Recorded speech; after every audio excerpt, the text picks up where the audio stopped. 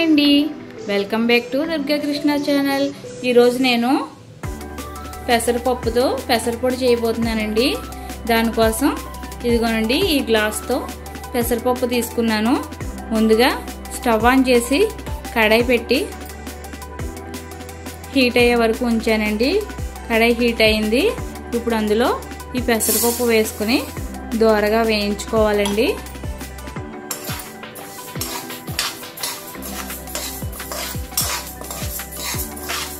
చిన్న మంటలో పెట్టి వేయించుకోవాలండి. మధ్య మధ్యలో కలుపుకుంటూ అడుగున మాడకుండా చూసుకుంటూ జాగ్రత్తగా వేయించుకోవాలి.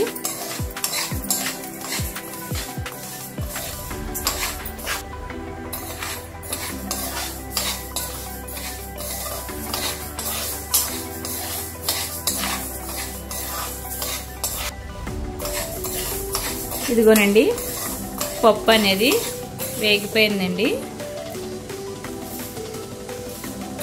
నాకు 10 నిమిషాలు టైం పట్టిందండి. చిన్న మంటలో పెట్టి బాగా చిన్న మంటలో పెట్టి ఇది దోరగా వేయించుకోవడానికి 10 నిమిషాలు పట్టింది.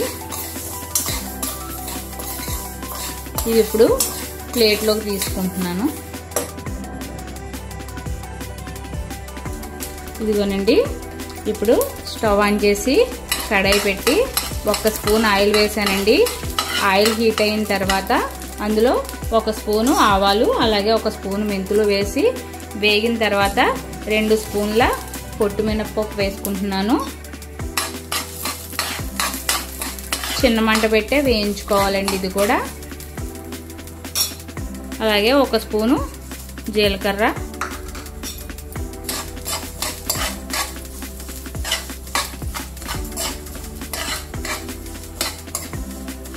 ఇవి సగం వేగిన తర్వాత ఇందులో ఎండుమిర్చి కూడా వేసి వేయించుకోవాలండి.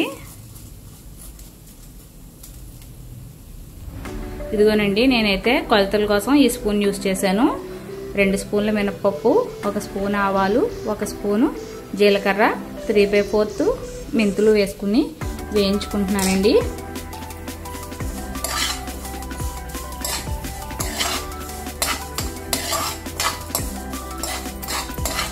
ఆయిల్ ఎక్కువ వేసుకుంటే కారం పొడి పొడిగా రాదండి. సో ఆయిల్ చాలా తక్కువ వేసుకోవాలి.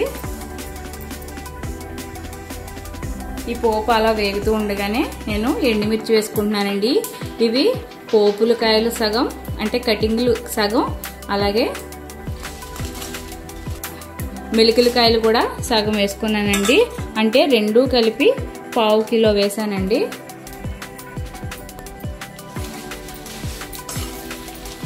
ఇవి ఒకసారి ఎండుమిర్చి కూడా వేగాలండి. ఇందాక నేను మర్చిపోయి 1/2 కిలో అని చెప్పానండి. 1/2 కిలో కాదు, కటింగులు ఎండుమిర్చి పోపులకాయలు కటింగులు అలాగే మిలికిలకాయలు కలిపి 1/2 కిలోలో సగం తీసుకున్నానండి. 2 కలిపి 1/2 కిలోలో సగం ఉంటుందండి. ఈ మెలికిలకాయలు అనేది ఎందుకు వేసుకున్నానంటే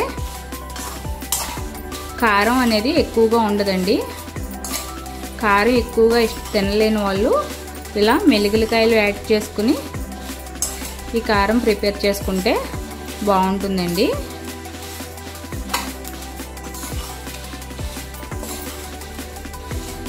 ఇది చల్లారిన తర్వాత కొద్దిగా ఉప్పు అలాగే పసుపు వేసి గ్రైండ్ చేసుకోవాలండి.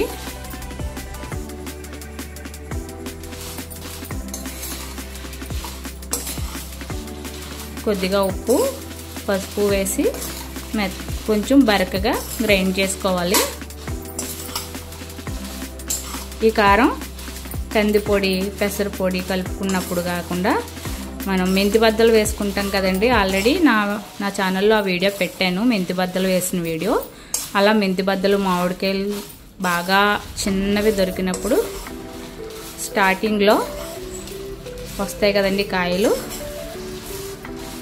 ఆ కాయలు మెంతి బద్దలు వేసుకున్నప్పుడు ఈ కారం వేసుకుని ఆయిల్ వేసుకుని కలుపుకుంటే సరిపోతుందండి.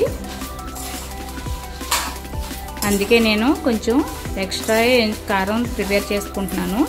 ఆ పొడిలోకే కాకుండా ఇది ఫ్రిడ్జ్లో పెట్టుకుంటే 6 నెలలైనా కూడా కారం అనేది పాడవదండి. ఇదిగోనండి ఇలా ఒక 2-3 నిమిషాలు వేయించుకుని మనకి ఆల్రెడీ పోపు వేగిపోయిందో లేదో చూసుకొని స్టవ్ ఆఫ్ చేసుకుంటే సరిపోతుందండి. ఎక్కువసేపు వేయించక్కర్లేదు ఎండుమిర్చి వేసిన తర్వాత. ఇది గ్రైండ్ చేసేటప్పుడు ఇది వేయించుకునేటప్పుడే కావాలంటే ఇంగు వేసుకోవచ్చండి. కానీ నేనైతే గ్రైండ్ చేసుకున్న తర్వాత పొడిలో కలుపుతానండి. అంటే కందిపొడి అయితే కందిపొడి, పెసరపొడి అయితే పెసరపొడి, అందులో ఇంగువ కలుపుతాను. పచ్చింగువ కలుపుకుంటానండి. పచ్చింగువ ఆరోగ్యానికి చాలా మంచిదండి.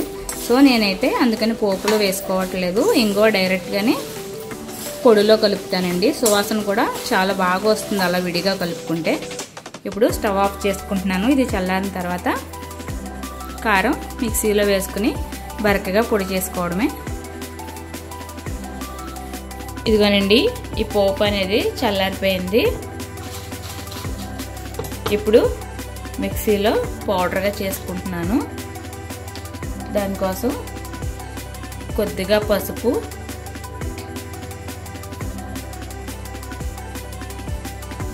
రుచికి సరిపడినంత సాల్ట్ వేసుకుంటున్నాను.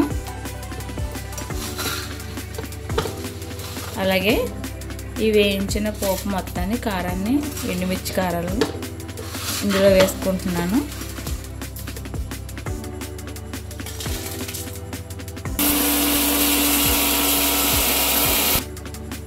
ఇదిగోనండి ఇలా బరకగా గ్రైండ్ చేసుకున్నాను. ఇది ఒక మిక్సీ జార్లోది ఒక బౌల్లోకి తీసుకుంటున్నాను. ఇప్పుడు ఇదిగోనండి ఈ కారం అనేది కందిపొడి, పెసరపొడి, లేదంటే కొబ్బరికాయ మామిడికాయ పచ్చడి, కొబ్బరి పచ్చడి అలా మనం చేసుకున్నప్పుడు మెంతి బద్దలు ఏది చేసుకున్నా కూడా ఈ 5 ఐటమ్స్ ఏది చేసుకున్నా కూడా కారం కోసం దీన్ని యూజ్ చేసుకోవచ్చండి. మళ్ళీ అప్పటికప్పుడు కొంచెం పోపు వేయించుకుని గ్రైండ్ చేసుకోకుండా మనం ఫ్రిడ్జ్లో స్టోర్ చేసుకుని ఉంచుకుంటే మనకి అప్పటికప్పుడు ఈజీగా వెంటనే పని అయిపోవడానికి బాగుంటుందండి. నాకు ఇందులో మొత్తం నేను ఇందాక వేసిన సాల్ట్ స్పూన్ చూసారు కదా, మొత్తం 4 స్పూన్లు సాల్ట్ పట్టిందండి. మీకు టేస్ట్ తగినట్టుగా వేసుకోండి. ఇదిగోనండి పెసరపప్పు అనేది మొత్తం చల్లారిపోయింది. ఇప్పుడు దీన్ని మిక్సీ జార్లో వేసుకుని మెత్తని పొడిలా చేసుకోవాలండి.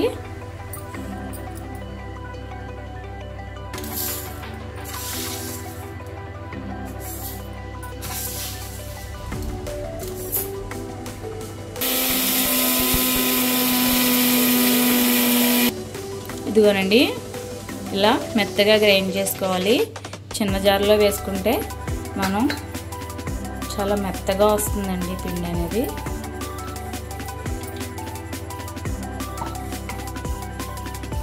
ఇదిగోనండి ఇలా గ్రైండ్ చేసుకున్న పెసరపొడిలో ముందుగా కారం ప్రిపేర్ చేసుకున్నాం కదండి, అది మన టేస్ట్కి తగినంత కారం వేసుకోవాలి. అలాగే సాల్ట్ కూడా వేసుకుంటున్నాను.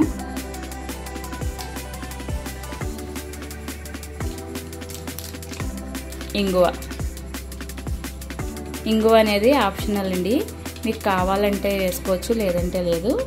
మేమైతే చాలా ఇష్టంగా తింటాం, దాని గురించి నేనైతే వేసుకున్నాను. సువాసన కూడా చాలా బాగుంటుందండి ఇంగువ వేస్తే.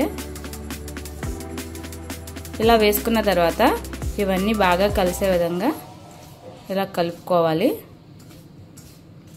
ఒకసారి బాగా కలుపుకొని ఉప్పు కారం అన్నీ సరిపోయినా లేదా టేస్ట్ చూసుకుని, సరిపోకపోతే కొంచెం యాడ్ చేసుకోవచ్చండి.